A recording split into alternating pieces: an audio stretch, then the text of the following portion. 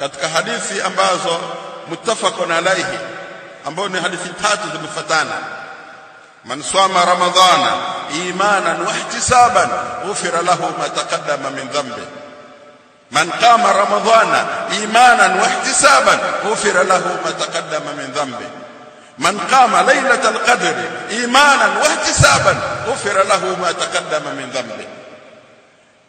Atakayefunga mwezi wa Ramadhani kwa imani na kutaka malipo mbele ya Allah subhanahu wa ta'ala, atasamehewa madhambi yake yote yale aliyoyatanguliza. Madhambi yote aliyoyafanya, ukiacha mijidhambi mikubwa mpaka utubie, lakini kwa dhambi zile ndogo ndogo ambazo sio madhambi makubwa, Allah yote anamsamehe kwa kufunga Ramadhani.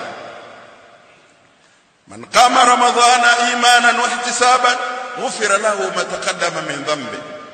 Na atakayesimama Ramadhani, akasimama akasali qiyamul layli, na ukisali tarawih inahesabika wewe ukasali kama vile inavyotakiwa, na ukasali na imamu usitoke, ukasali rakaa mbili ukakatisha ukatoka, usali na imamu mwanzo mpaka mwisho, basi unahesabika umesimama qiyamul layli,